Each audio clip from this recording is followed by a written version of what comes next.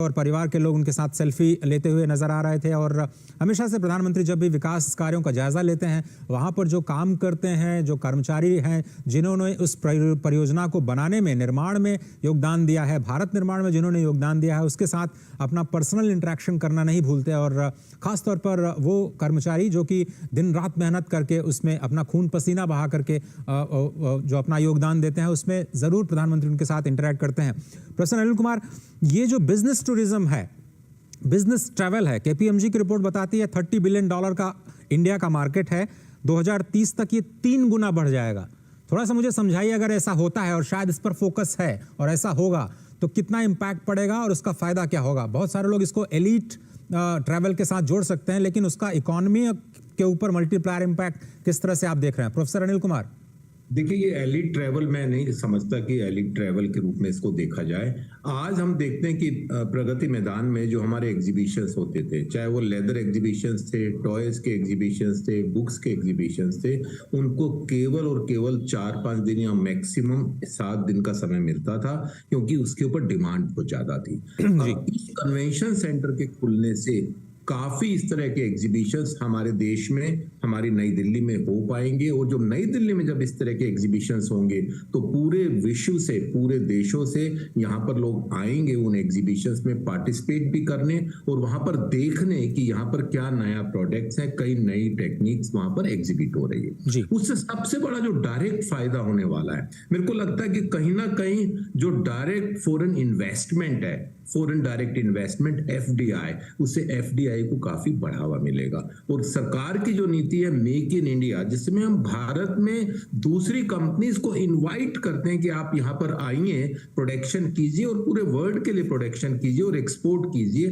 तो यहां पर जब इस तरह की फैसिलिटीज होंगी कि कंपनीज अपनी प्रोडक्ट्स को, अपनी सर्विसेज को एग्जिबिट भी कर पाएंगी, और एग्जिबिट करने के लिए जो दुनिया भर की जो फैसिलिटीज हैं, वर्ल्ड लेवल की, ग्लोबल लेवल की, वो फैसिलिटीज उस स्टैंडर्ड से उनको मिल पाएगी। तो मेरे को लगता है कि व्यापार में सुगमता भी बढ़ेगी और उससे हमारा फॉरेन इन्वेस्टमेंट भी उसके साथ बढ़ेगा।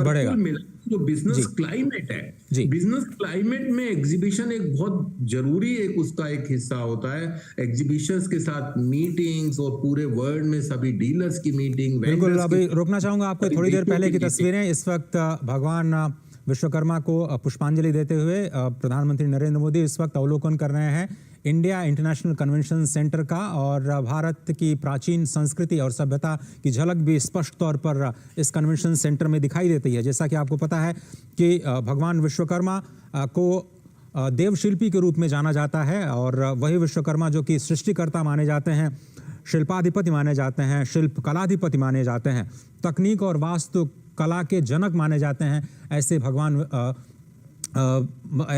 जो इस वक्त हम देखें तो जो अभी थोड़ी देर पहले की तस्वीरें नई दिल्ली से आपको हम दिखा रहे हैं, यशोभूमि पर प्रधानमंत्री नरेंद्र मोदी ने अब से थोड़ी देर पहले ये माल्यार्पण किया, पुष्प अर्पित किए। और जिस तरह से हम वास्तु शिल्प कला के जनक के रूप में भगवान विश्वकर्मा को जानते हैं, कहा जाता है कि उन्होंने सत्ययुग में स्वर्ग का निर्माण किया, त्रेता युग में आकर के उन्होंने रावण की लंका बनाई।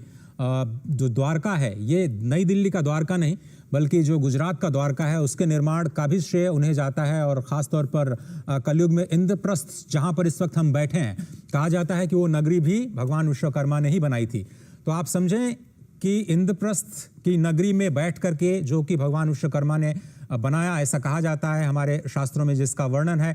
और द्वारका के साथ, भले ही नई दिल्ली का द्वारका हो, लेकिन उस द्वारका को भी गुजरात के द्वारिका के साथ अगर आप जोड़े तो वो भी निर्माण भगवान विश्वकर्मा ने ही किया। और इस तमाम चीज़ों को जोड़ते हुए अगर आप देखें तो उनकी जयंती के अवसर पर ये यशोभूमि राष्ट्र को समर्पित किया जाना, जो कि देश के माइस टूरिज्म को भी एक नई दिशा में ले जाने का कार्य करेगा। बहुत इंपॉर्टेंट ये माइलस्टोन आज के दिन का भारत के लिए और हमारे खास तौर पर जो माइस टूरिज्म है उसके लिए। जयंत कृष्णा जी हमारे साथ बने हुए हैं। जयंत जी, मेक इन इंडिया अब मीट इन इंडिया की तरफ हमें लेके जाता हुआ शायद हमारा फोकस होगा कि आइए हम लोग भारत में मिलें, भारत के बड़े बाजार का फायदा उठाएं और वहां पर अपने टेक्नोलॉजी, अपने सेवाओं और अपने प्रोडक्ट्स को शोकेस करें। शायद पूरी दुनिया को भी फायदा मिलता हुआ नजर आएगा जब वो यहां पर अपने कन्वेंशंस, अपने एग्जीबिशंस करते हुए नजर आएंगे, खासतौर पर इस IICC में। जयंत कृष्णा जी। बिल्कुल अजय जी, मुझे लगता है आप बाकी चीजें छोड़ भी दीजिए। जो भारत इस समय जनसंख्या के हिसाब से पूरे विश्व का सबसे बड़ा मुल्क उभरा है, सबसे ज्यादा लोग पॉपुलस कंट्री हमारा बना है। चाइना को हमने ओवरटेक कर लिया है, और जो अगले कुछ सालों के प्रोजेक्शंस हैं इंटरनेशनल मॉनेटरी फंड के, उसके हिसाब से 2027 तक चाइना की पॉपुलेशन करीब 1 करोड़ के आसपास और कम होगी, और उतने ही पीरियड में भारत की जो अभी है करीब 140 के आसपास, वो 7-8 करोड़ और बढ़ेगी। तो हमारा इतनी बड़ी जो पॉपुलेशन है, और हमारा जिस तरह से पर कैपिटा जीडीपी या पर कैपिटा इनकम भी बढ़ रही है, जैसे हमारी इकोनॉमी और स्ट्रेंथन हो रही है, तो परचेजिंग पावर हमारे लोगों में बहुत बढ़ेगी, ऑलरेडी है।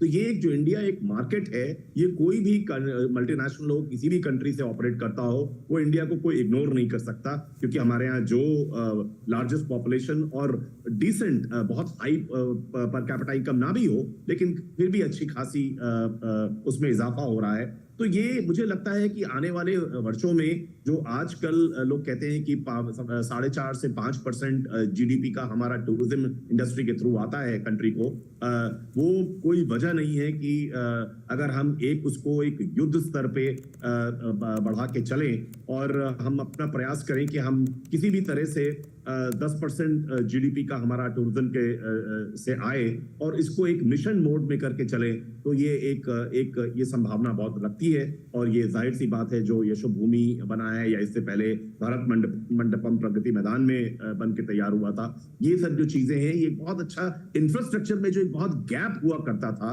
वो एड्रेस होगा, और कन्वेंशन टूरिज्म बढ़ेगी, और उसके साथ जो हेरिटेज टूरिज्म है, जिसमें हम स्पेशलाइज करते हैं, उसको भी हेरिटेज और कल्चरल टूरिज्म है। अभी G20 में हमने देखा कि किस तरह से कल्चरल डिप्लोमेसी इंडिया ने यूज करी, अपनी सॉफ्ट पावर यूज करी, बिल्कुल सही बात, डेली डिक्लेरेशन को करने में। तो ये सब चीजें ऐसा बहुत कॉन्फिडेंस लगता है कि country is moving in the right direction. बिल्कुल सही कहा आपने। जो एक कल्चरल डिप्लोमेसी है, सॉफ्ट पावर को पूरी दुनिया तक ले जाने का एक बहुत बड़ा मौका था G20। और अब से थोड़ी देर पहले की ये जो तस्वीरें हम आपको दिखा रहे हैं, फुटवेयर जो उसके साथ जो लोग जुड़े हुए हैं, उनके साथ प्रधानमंत्री बात करते हुए, भारत की जो फुटवेयर इंडस्ट्री है, चीन के बाद पूरी दुनिया का सबसे बड़ा प्रोडक्शन कहें तो भारत का जो भारत में होता है फुटवेयर का, लेकिन हम लोग एक्सपोर्ट मार्केट में उतनी दखल नहीं रखते हैं। जितने हम फुटवेयर बनाते हैं वो भारत के 95% बाजार पे ही जाते हैं, यानी अपने देश में ही कंज्यूम करते हैं। अब ज़रूरत है इस बात की कि इन्हीं आर्टिसंस को फिर से स्किलिंग किया जाए और ट्रेनिंग दी जाए, उनको वर्ल्ड क्लास के नए स्टैंडर्ड्स बनाने का, नए प्रोडक्ट्स बनाने का और इंटरनेशनल मार्केट में ले जाने का। स्पष्ट तौर पे कुछ लेदर के प्रोडक्ट्स भले ही हम एक्सपोर्ट करते हैं, लेकिन हमें यह बताया गया है कि हमारी कैपेसिटी उतनी नहीं है। अगर हम इंटरनेशनल कंपनीज हमें ऑर्डर भी देती हैं तो भारतीय कंपनियों के पास उस क्वालिटी की, उस स्टैंडर्ड को मीट करने की कैपेसिटी नहीं है जो इंटरनेशनल मार्केट को कैटर कर पाएं। और इसीलिए आप देखते हैं कि भारत सरकार अब स्टैंडर्डाइजेशन पर भी काम कर रही है। नए BIS स्टैंडर्ड बनाए गए हैं, और आप देखिए कुछ नई तस्वीरें हम लगातार आपको दिखाते जा रहे हैं। फुटवेयर इंडस्ट्री की अभी हम बात कर रहे थे। प्रोफेसर अनिल कुमार, हम आपसे ये समझना चाहते हैं कि ये कई सारे जो पार्टनर्स हैं वो भी इसका हिस्सा हैं, और आप तस्वीरें देख रहे हैं राजमिस्त्रीज के साथ बात करते हुए, थोड़ी देर पहले की तस्वीरें। ये भी 18 स्किल्स में से काफ़ी इंपॉर्टेंट स्किल, जो कि शिल्प के साथ जुड़ा हुआ, भवन निर्माण के साथ जुड़ा हुआ, फुटवेयर और राजमिस्त्री और जो मशीनरीज हैं उनके साथ लगातार इंटरेक्शन करते हैं। जिस तरह से हमें पता है कि 18 ट्रेड एंड स्किल्स हैं जिस पर लगातार इसको शोकेस किया गया है, और कोशिश की जा रही है कि जो परंपरागत हमारा हुनर है उसको कैसे रिवाइव किया जाए, कैसे स्किलिंग किया जाए। प्रोफेसर अनिल कुमार, 15 पार्टनर्स हैं, NSDC, SIDBI, skill India, NSDL, NPCI, DigiLocker, फिनमिन और कई सारे और भी जो एजेंसियां हैं उनके साथ मिलकर के ये प्रोग्राम लॉन्च किया गया है। ये जो अप्रोच है, कॉम्प्रिहेंसिव अप्रोच, लगता है कि इस प्रोग्राम को सफल जरूर बनाएगा।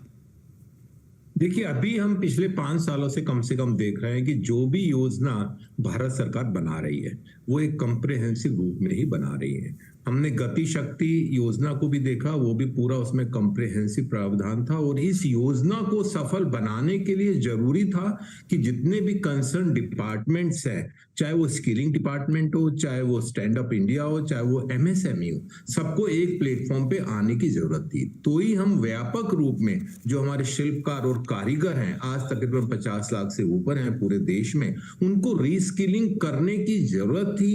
गैप था जो कि कहीं ना कहीं जो हमारे स्किल के प्रोग्राम्स थे उसके थ्रू वो नहीं हो पा रहा था। तो इसके अंदर एक तो ये प्रावधान है और दूसरा क्योंकि इसके अंदर वित्तीय सहायता का भी प्रावधान है, तो इसके लिए जरूरी था कि जो स्मॉल इंडस्ट्रियल बैंक है हमारा, स्मॉल सेक्टर को जो कवर करता है, वो भी एक प्लेटफॉर्म पर आए। और उसके साथ साथ बायोमेट्रिक और पोर्टल के लिए जरूरी था कि इसमें इस तरह के डिपार्टमेंट भी एक तरफ एक हमारे प्लेटफॉर्म पे आए। और साथ में इसमें एक प्रावधान और भी है और वो है ब्रांडिंग का, ब्रांडिंग स्टैंडर्डाइजेशन। उसके बिना आप हम एक्सपोर्ट को बढ़ावा नहीं दे सकते हैं। आज एक्सपोर्ट मार्केट में बिना लेबलिंग के, बिना स्टैंडर्डाइजेशन के, बिना सर्टिफिकेशन के आप एक्सपोर्ट मार्केट में टिक नहीं सकते हैं। तो इस योजना में ग्लोबल सप्लाई चेन से हम कैसे जुड़ें और जो हमारा एक्सपोर्ट पोटेंशियल ट्रेडिशनल क्राफ्ट्स के अंदर, आर्टिजन्स के अंदर रहा है, उसको हम कैसे फुल्ली एक्सप्लॉइट करें, इसका इसके अंदर प्रावधान है। अभी चमड़े उद्योग की बात की, उसके अंदर आगरा में बहुत बड़ा इसका एक इंडस्ट्री है, लेकिन हम एक्सपोर्ट क्यों नहीं कर पा रहे? इसमें कहीं ना कहीं हमें बदलते परिवेश में उनको रीस्किलिंग की जरूरत है। तो मेरे को लगता है कि ये जो योजना आज प्रधानमंत्री जी ने लॉन्च की है, उससे ये जो बहुत बड़ा गैप था वो पूरा हो जाएगा। आज भवन निर्माण में जो कारीगर लगे हुए हैं, आज भवन निर्माण की जो टेक्निक्स हैं वो बदल रही हैं। तो क्या कारीगरों को बदलती हुई तकनीक को नहीं अपनाना चाहिए? अगर वो नहीं अपनाएंगे तो वो आइसोलेट हो जाएंगे और वो कहीं ना कहीं विकास की धारा से भी अलग हो जाएंगे। बिल्कुल सही कहा सर आपने। अब तो ग्रीन बिल्डिंग्स का जमाना है और कैसे हम एनवायरमेंट फ्रेंडली बिल्डिंग्स बनाते हैं उस पर फोकस है, एनर्जी एफिशिएंट बिल्डिंग बनाते हैं उस पर फोकस है। शैलेंद्र मिश्र, क्या कुछ खबर है आपके पास स्किल डेवलपमेंट को लेकर के? शायद हम एक नए युग में प्रवेश कर रहे हैं और उम्मीद की जा सकती है कि जो हमारे परंपरागत हुनर हैं उनको एक फिर से जीवन मिलेगा और बहुत सारे लोगों को रोजगार के साथ जोड़ा जा सकेगा। खासतौर पर सेल्फ एम्प्लॉयमेंट को जो फोकस कर रही है सरकार, उसके लिए काफी इंपॉर्टेंट डे है आज। अजय, निश्चित तौर पर उम्मीद यही है कि पीएम विश्वकर्मा योजना से एक बहुत बड़ा लाभ शिल्पकारों को, दस्तकारों को और जो कारीगरों को है उनको मिलेगा। और भविष्य में हम जानते हैं कि जो 18 विधाओं में काम करने वालों को इसमें जोड़ा गया है, इसमें और भी अलग अलग क्षेत्रों में काम करने वाले जो कामगार हैं उनको जोड़ा जाएगा। हम देख रहे हैं कि प्रधानमंत्री नरेंद्र मोदी अभी जो शिल्पकार है या फिर जूता बनाने वाले हैं या सुनार है या फिर जो राजमिस्त्री हैं या टेलरिंग का काम करने वाले लोग हैं, उनसे मुलाकात कर रहे हैं। आप तस्वीरें देख भी रहे हैं। जी। तो दरअसल चुनौती ये थी कि पीढ़ी दर पीढ़ी ये काम होता था, इनकी स्किलिंग रीस्किलिंग नहीं होती थी। परंपरागत तौर पर अपने पिता से या अपने परिवार से पीढ़ी दर पीढ़ी लोग काम सीखते थे, स्थानीय बाजारों में जो उत्पाद है उनकी आपूर्ति करते थे। लेकिन जब भारत बदल रहा है, हम देख रहे हैं कि तेजी से अर्थव्यवस्था आगे बढ़ रही है, तब जरूरत इस बात की है कि इन लोगों को भी उस बाजार से जोड़ा जाए और इनके पास वो पर्याप्त स्किल हो, वो टूल किट हो, जो साजो सामान जिसे कहते हैं, आधुनिक मशीनें हो। तो इसके लिए चुनौती है कि पहली बात उन्हें जानकारी हो कि कहां से ये मिल सकता है, दूसरी बात उन्हें जो वित्तीय ये जो प्रोडक्ट्स हम लोग देख पा रहे हैं अभी तस्वीरों में, वो शायद एनवायरमेंटली सस्टेनेबल भी काफी हमें दिखाई दे रहे हैं और एनवायरमेंट फ्रेंडली प्रोडक्ट्स। और हमें याद आता है कि जीरो इफेक्ट की बात बहुत पहले प्रधानमंत्री ने की थी और वो स्पष्ट दिख रहा है कि उस पर भी एक बड़ा फोकस है, चाहे वो बिल्डिंग बनाने की बात हो IICC की या फिर उन प्रोडक्ट्स को शोकेस करने की जिस पर हम लोग अभी ट्रेनिंग पे फोकस करने जा रहे हैं। अजय, देखिए, अगर हम भारत की जो समृद्ध परंपरा को देखें, जो तमाम कुटीर उद्योग थे या छोटे मोटे काम करने वाले लोग थे, वो पर्यावरण एक तरह से उससे जुड़े हुए, पर्यावरण को नुकसान न हो ये समझते हुए अपने काम को करते थे। कुटीर उद्योग इस तरह से आगे बढ़ाया जाता था और उनकी स्किलिंग इस हिसाब से हो कि वो अपने काम को भी आगे बढ़ा सके। तो आप देखें, इस वक्त कुम्हार चाक बनाने वाले के साथ प्रधानमंत्री नरेंद्र मोदी जब बातचीत कर रहे हैं, तो कैसे मिट्टी के बर्तन, मिट्टी के तमाम खिलौने, साजो सामान बनाए जाते हैं। तो वो अपने आप में दिखाता है कि हम कैसे इसमें देश में लाखों लोग इस काम से जुड़े हुए हैं। इसी प्रदर्शनी जो लगाई गई है, इस प्रदर्शनी में कर्नाटक से जो लकड़ी के खिलौने बनते हैं चन्नीपट्टनम, वहाँ कारीगर आए हुए हैं, कलाकार आए हुए हैं। आंध्र प्रदेश से जो लकड़ी के खिलौने बनते हैं उनके कारीगर आए हुए हैं। हम जानते हैं कि लकड़ी के खिलौनों पे जो कलर वो चढ़ाया जाता है वो बिल्कुल हर्बल है, तो निश्चित तौर पर ये बहुत महत्वपूर्ण है जब हम देखते हैं कि इस तरह से। जयंत कृष्णा जी, लेकिन इन प्रोडक्ट्स की मार्केटिंग कैसे की जाए? क्या हम जैसे मेक इन इंडिया पर फोकस कर पाए, अब हम मीट इन इंडिया पर फोकस कर सकते हैं क्या? कैसे हम अपने एनवायरमेंटली सस्टेनेबल प्रोडक्ट लाइन, जिस पर हम लगातार से काम करते आ रहे हैं, दुनिया भले ही अभी सर्कुलर इकोनॉमी की बात करती हो, मिट्टी के बर्तनों में हम सर्कुलर इकोनॉमी सदियों पुरानी हमारी है, हम मार्केट नहीं कर पा रहे हैं सर। जी, मुझे लगता है कि अजय जी, ये पीएम विश्वकर्मा स्कीम में जैसे ये स्कीम एक्सपैंड होगी और फर्दर रिफाइनमेंट्स में आएंगे, इसमें मार्केट कनेक्ट भी, क्योंकि जब डेटा हम कैप्चर कर लेंगे उसमें मार्केट कनेक्ट होगा। बट मैं थोड़ा सा डाइग्रेस करना चाहता हूँ। जी जी। जो प्रधानमंत्री अभी आपने देखा कि पॉटर से मिल रहे हैं या टेलर से मिल रहे हैं, शूमेकर से मिल रहे हैं, कंस्ट्रक्शन वर्कर से मिल रहे हैं, ये एक अपने आप में बहुत अच्छा, भला वो सिंबलिज्म हो लेकिन एक बहुत अच्छा जेस्चर है।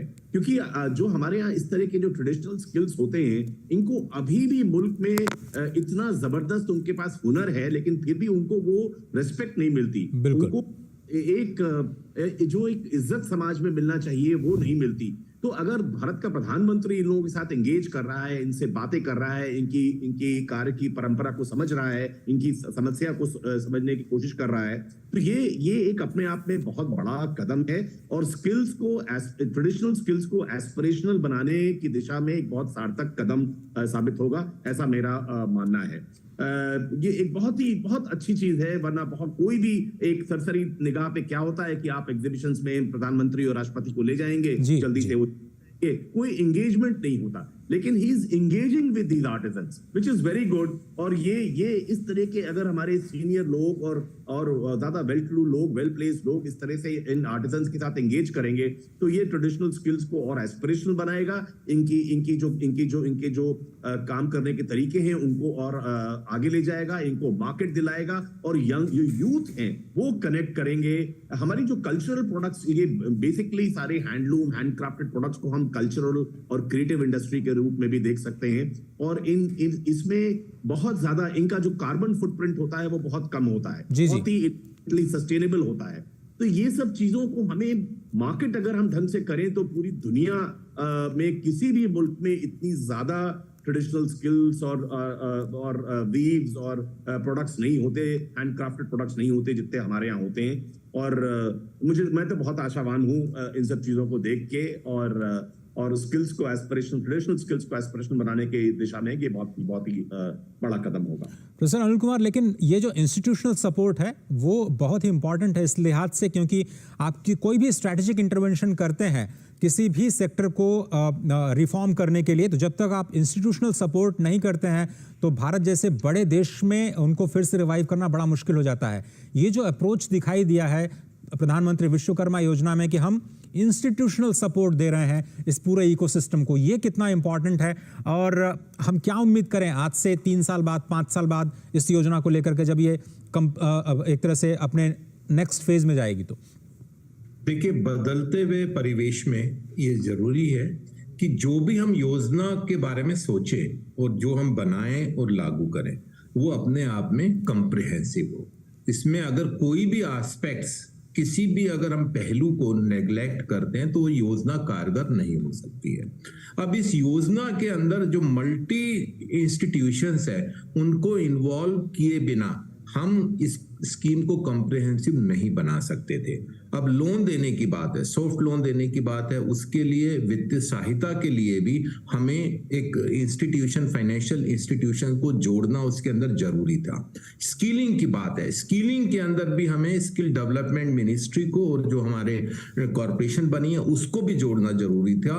और उसके साथ अगर हमें इसको सप्लाई चेन से जोड़ना है तो उसमें ब्रांडिंग, मार्केटिंग असिस्टेंस, स्टैंडर्डाइजेशन और एक पोर्टल के साथ जोड़ने के लिए हमें डिजिटल मशीनरी का भी इस्तेमाल था। तो हमने सभी जितने भी इस योजना में जितने भी कंसर्न डिपार्टमेंट्स हैं, इंस्टीट्यूशंस हैं, मिनिस्ट्रीज हैं, सरकारी तंत्र है, सबको एक प्लेटफॉर्म पे लाकर इस योजना को क्रियान्वित करने की कोशिश की है। तो मेरे को लगता है कि बहुत जल्द ही इसका असर हमें 1-2 साल में देखने को मिल जाएगा, जब हम काफी कारीगरों को रीस्किलिंग कर सकेंगे, स्टैंडर्डाइजेशन कर सकेंगे, तो हम देखेंगे कि उनका प्रोडक्ट्स न केवल भारत में बल्कि वो एक्सपोर्ट करने की स्थिति में भी आ जाएंगे और वो ग्लोबल सप्लाई चेन के माध्यम से जुड़ भी जाएंगे। आज अगर हम इसको नहीं करते हैं तो ये हमारी जो ट्रेडिशनल स्किल्स हैं, पारंपरिक जो हमारी कलाएं हैं, वो तकरीबन खत्म होने के कगार पर खड़ी थी।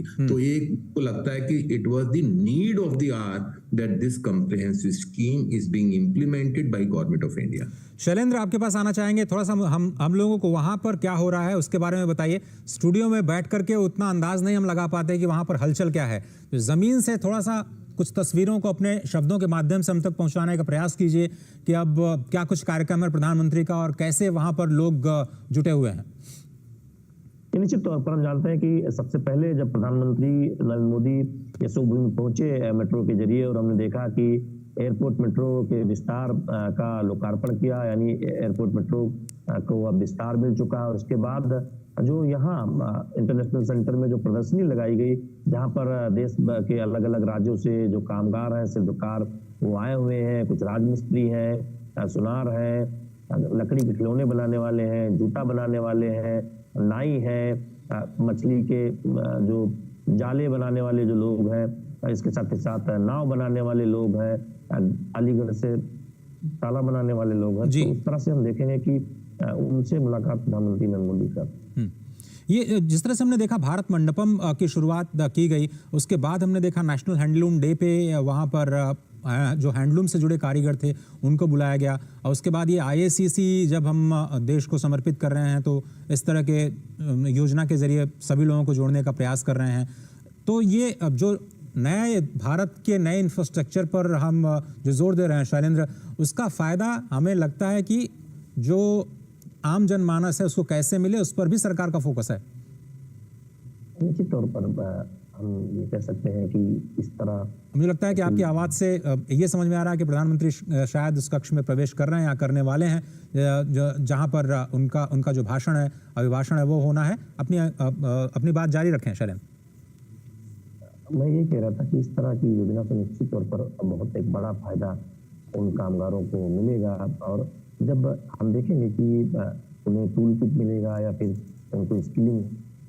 हम आपके पास आएंगे प्रोफेसर अनिल कुमार, किस तरह से देखते हैं, जिस तरह से आप कह रहे थे बहुत सारी एलाइड इंडस्ट्रीज हैं, खासतौर पर जो टेक प्रोवाइडर्स हैं, जो कैटरिंग करते हैं, हाउसकीपिंग करते हैं, सिक्योरिटी हो, डेकोरेशन हो, ब्रांडिंग आपने उसका जिक्र किया, मीडिया, ट्रांसलेशन सर्विसेज, ये सारे के सारे जो एलाइड इंडस्ट्रीज हैं उनको भी बहुत बड़ा बढ़ावा मिलता है जब आप इतने बड़े स्तर पर इंटरनेशनल कन्वेंशन सेंटर का उद्घाटन करते हैं और उसको एक तरह से विश्वकर्मा योजना के साथ जोड़ते हुए आज किस तरह से आप देख रहे हैं? देखिए, हम मीट टूरिज्म की बात कर रहे थे, तो उसके लिए ईज ऑफ मीटिंग बहुत जरूरी है। हम जब तक ईज नहीं होगा, सुगमता नहीं होगी मीटिंग करने की, जब तक हम मीट टूरिज्म की तरफ जा नहीं सकते। तो इन एग्जीबिशंस के थ्रू सुगमता भी होगी, और साथ में जो एलाइड इंडस्ट्री वो अपने आप ही, उसमें प्राइवेट सेक्टर भी आ गए, पब्लिक सेक्टर आजकल इसमें ज्यादा दखलंदाज नहीं करती है, लेकिन जब इस तरह के एग्जीबिशन सेंटर आते हैं तो उसमें प्राइवेट इन्वेस्टमेंट भी स्वतः आ जाता है, क्योंकि उसके अंदर चाहे वो होटल वाले हों, रेस्टोरेंट वाले हो, सर्विस प्रोवाइडर्स हो, इवेंट मैनेजमेंट कंपनी हो, एंटरटेनमेंट वाली कंपनी हो, इन सब की जरूरत इस तरह की मीट्स में, एग्जीबिशंस में होती है, तो इनको बढ़ावा मिलेगा। तो इसमें मैं समझता हूं कि जितनी भी इंडस्ट्रीज लगी हुई हैं साथ में, उनको बढ़ावा मिलेगा। मैं एक छोटा सा एग्जांपल देता हूं, शायद वो हो सकता है आउट ऑफ प्लेस हो। जब मारुति सबसे पहले गुड़गांव में मारुति का प्लांट लगा, उसके साथ साथ दुनिया भर की industries, allied industry, component manufacturers, और वो सब वहां पर एस्टेब्लिश हो गए, और हम देखते हैं कि 10 साल में गुड़गांव का विकास इतनी तेजी से हुआ, कोई सोच नहीं सकता। आज हम द्वारका में जो ये एग्जीबिशन सेंटर इंटरनेशनल लेवल का बना रहे हैं, तो अपने आप में द्वारका एक बहुत बड़े सिटी के रूप में विद इन दिल्ली के रूप में सामने आएगा। और एक दूसरा बड़ा फैक्टर, इससे दिल्ली को डीकंजेशन होने में भी बहुत फायदा होगा। अब अगर सभी फैसिलिटीज अगर आप सेंटर दिल्ली में कर देंगे तो न केवल एग्जीबिशंस में जो पार्टिसिपेट कर रहे हैं उनको डिफिकल्टीज होगी, बल्कि आम नागरिक का भी वहां ट्रैफिक और दुनिया भर की प्रॉब्लम से कंजेशन हो जाता है। तो ऐसे में इस सेंटर को दिल्ली के एक कोने में द्वारका में सेटअप करना, द्वारका सब सिटी का भी उसके अंदर विकास होगा, और पूरी दिल्ली को अगर हम डीकंजेशन करें तो उसमें भी एक उस तरफ एक कदम है। और पूरी दिल्ली का विकास, हर कोने का विकास, कि दिल्ली के हर जगह कहीं पर एग्जीबिशन सेंटर्स हो, कहीं पर मीटिंग पॉइंट्स हो, इस तरह से दिल्ली का विकास के रूप में मैं इसको देखता हूं। जयंत कृष्णा जी, ये अभी हम जो देख पा रहे हैं रैंकिंग, उसमें अभी हम 28th रैंक पर हैं। अगर हम ICAA की रैंकिंग देखें, और 7 सिटीज़ हैं जो कि भारत की टॉप करती हैं पूरे अगर हम दुनिया की बात करें। लेकिन उसमें नई दिल्ली जो कि सबसे ऊपर है, उसका पूरे वर्ल्ड में रैंकिंग देखें तो 75th है।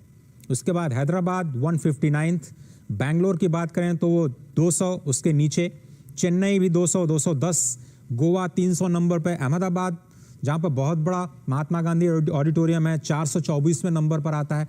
वैश्विक स्तर पर हम लोग बहुत पीछे हैं सर। अभी क्या करना होगा राज्य स्तर पर, क्या करना होगा शहरों के स्तर पर, पूरे बुनियादी ढांचे को और ज्यादा बेहतर करने के लिए, स्किलिंग करने के लिए? जयंत कृष्णा जी, आप मेरे साथ हैं? कोशिश करेंगे जयंत कृष्णा जी से। जी, आप सुन पा रहे हैं मेरे को? जी बिल्कुल जयंत जी, बताएं। जी, तो मुझे लगता है कि ये एक बहुत बड़ी मुहिम है। हमारे जो अर्बन एरियाज हैं उसमें अर्बन डेवलपमेंट को हम एक नेक्स्ट लेवल ऑफ मैच्योरिटी और कैपेबिलिटी की तरफ ले जाएं।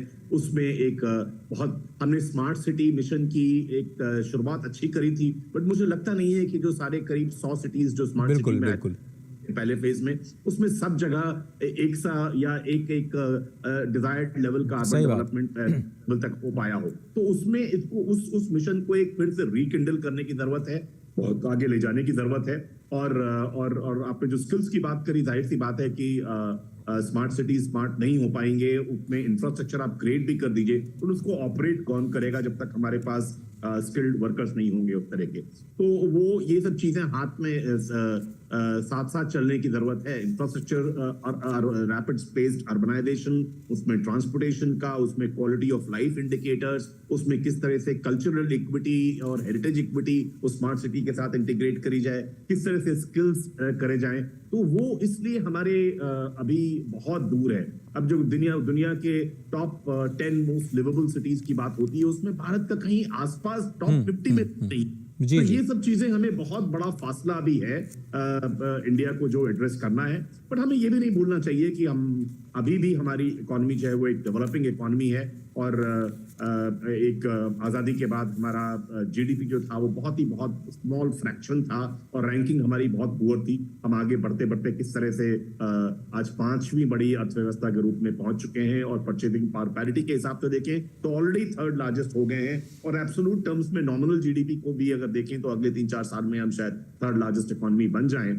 लेकिन हमारी जो क्वालिटी ऑफ लाइफ इंडिकेटर्स हैं, ह्यूमन डेवलपमेंट इंडेक्स है, उसमें अभी बहुत बड़ा गैप है।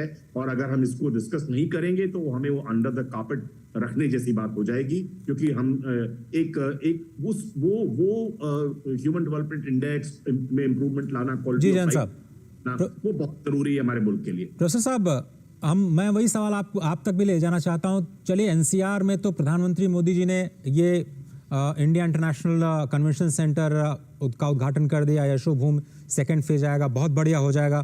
लेकिन हैदराबाद, बेंगलुरु, मुंबई, चेन्नई, गोवा, अहमदाबाद, या फिर जो दूसरे फेज में आगरा, रायपुर, वाराणसी जैसे जो शहर हैं, उनको अगर हमें वैश्विक पटल पे लेके जाना है और माइस टूरिज्म में उनको इन्वॉल्व करना है ग्लोबल लेवल पे, शायद राज्य सरकारों को भी बहुत काम करना होगा सर। बिल्कुल। अभी लेकिन मैं एक बात उसमें एक आपकी बात में संशोधन करना चाहूंगा।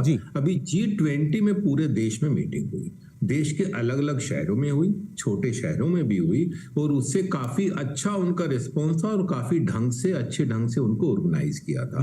लेकिन जहां तक दूसरे शहरों के विकास की बात है और इस तरह के फैसिलिटीज की बात है, ये बात बिल्कुल ठीक है कि इसमें खाली केंद्र सरकार का कोई रोल नहीं है। जब तक केंद्र सरकार और राज्य सरकार मिलके काम नहीं करेगी, जब तक हम उन सिटीज का, उन शहरों का विकास नहीं कर पाएंगे। लेकिन इस दिशा में ऑलरेडी बहुत काम हो चुका है। पहले जबकि देश में तकरीबन चुने हुए शहरों में एयरपोर्ट होता था, आज टियर 2 टियर 3 सिटीज में भी एयरपोर्ट कनेक्टिविटी बढ़ी है, रोड की कनेक्टिविटी बढ़ी है, और जितनी भी फैसिलिटीज एक मॉडर्न एज में होनी चाहिए, बड़े बड़े स्टोर्स, बड़ी बड़ी फैसिलिटीज, वो सब टियर 2 और टियर 3 सिटीज में भी उसी तरह से डेवलप हो रही है।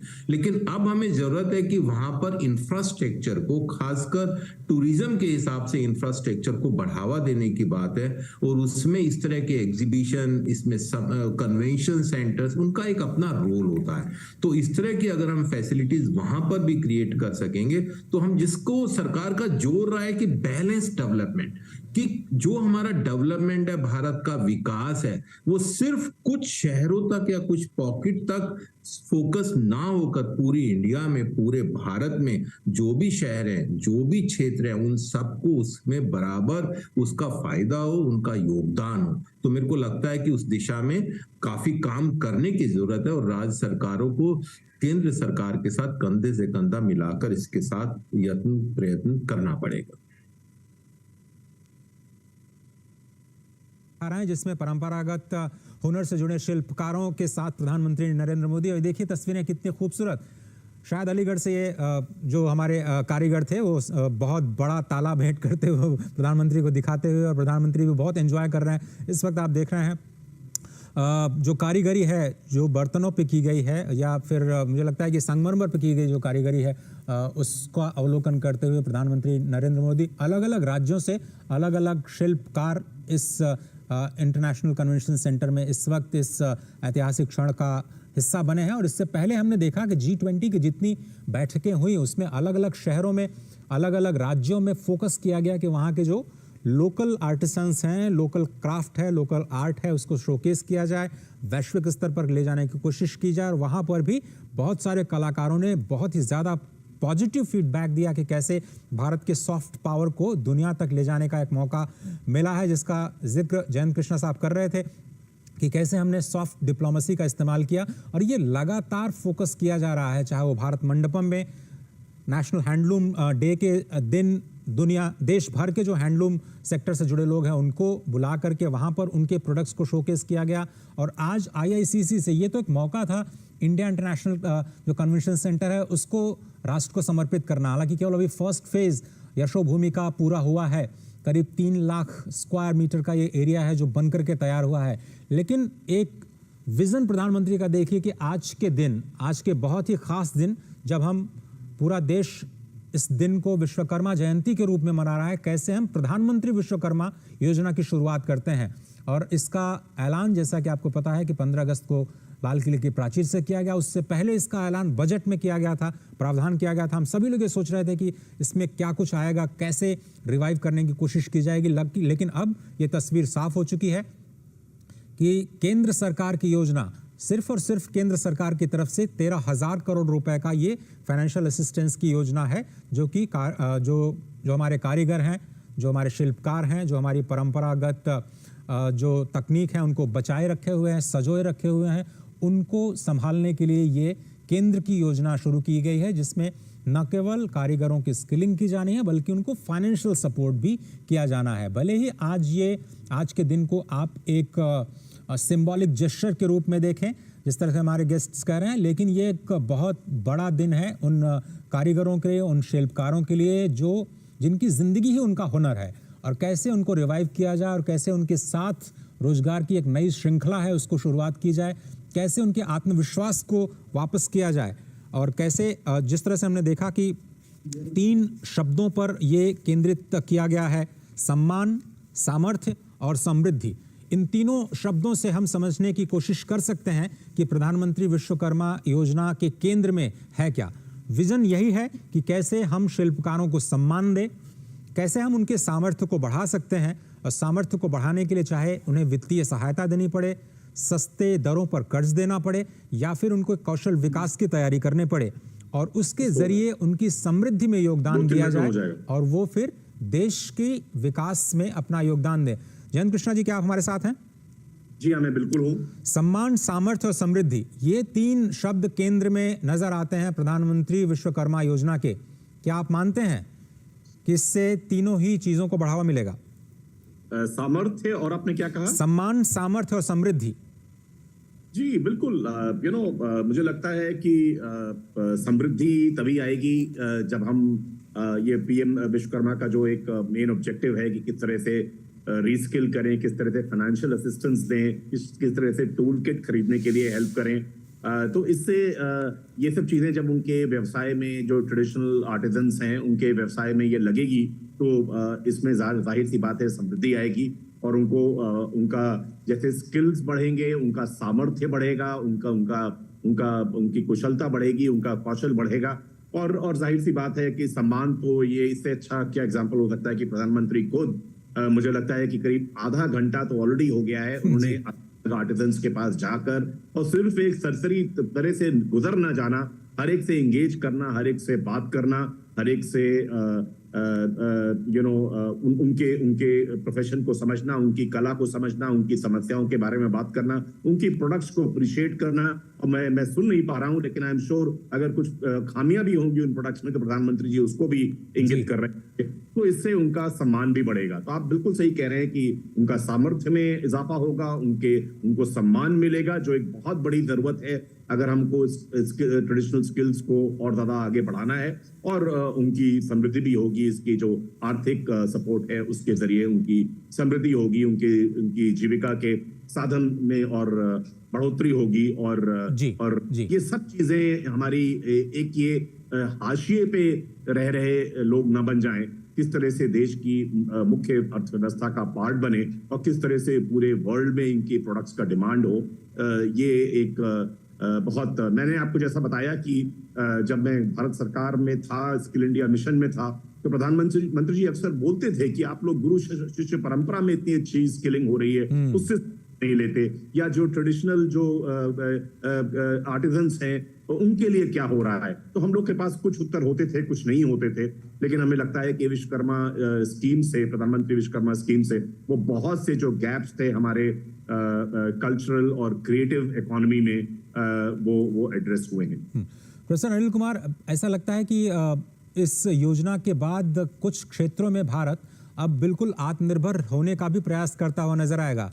मिसाल के तौर पर खिलौना उद्योग, जो तस्वीरें इस वक्त हम देख रहे हैं, लकड़ी के खिलौने जिस पर अब बहुत ज़्यादा फोकस, हम बहुत इंपोर्ट किया करते थे, अब ऐसा लगता है कि हम एक्सपोर्ट करने की स्थिति में आ गए हैं। उसी तरह से बहुत सारे ऐसे ट्रेडिशनल आर्ट एंड क्राफ्ट हैं जिस पर भारत फिर से वापस आत्मनिर्भर हो सकता है और शायद दुनिया को एक बहुत बड़ा बाजार देने के साथ साथ खुद उनके लिए प्रोडक्ट का बाजार बन सकता है। देखिए, मैं इसमें 2 बातें और साथ में ऐड करना चाहूंगा।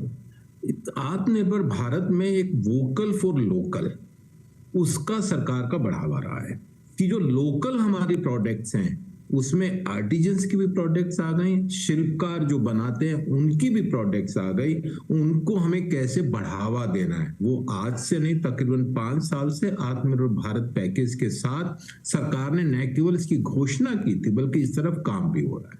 और जो दूसरी योजना सरकार ने लागू की वो 1 डिस्ट्रिक्ट 1 प्रोडक्ट। आज हमारे पास देश में जितने डिस्ट्रिक्ट्स हैं वो किसी न किसी प्रोडक्ट्स के रूप में, और वो प्रोडक्ट तकरीबन आर्टिजन्स के द्वारा ही बनाई गई है, तो वो हम उसको बढ़ावा दे रहे हैं। लेकिन आज हमने इस योजना में इन सब पहलू को एक प्लेटफॉर्म पर लाके खड़ा कर दिया है।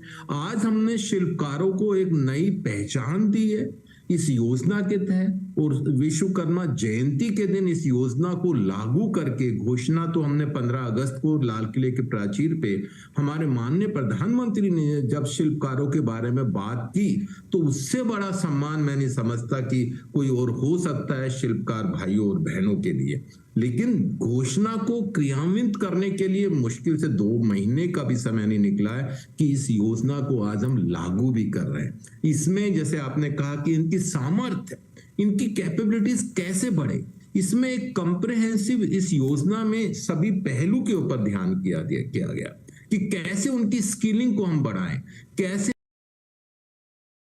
के लिहाज से भी आज का दिन बहुत ही इंपॉर्टेंट, क्योंकि देश की हिस्सेदारी जो माइस टूरिज्म में है उसको कैसे हम और आगे बढ़ा करके ले जा सकते हैं, उसकी स्ट्रैटेजी पूरी बन चुकी है। अगले 5 सालों में इस पूरी हिस्सेदारी को दोगुना स्तर पर ले जाना है और उसकी जो तैयारी है। कलाकार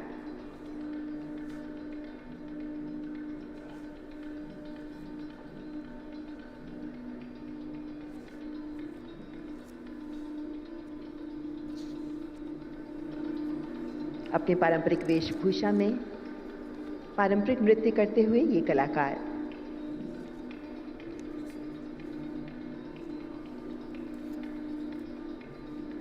ढोल नगाड़े बजाते हुए माननीय प्रधानमंत्री जी का स्वागत कर रहे हैं हमारे कलाकार।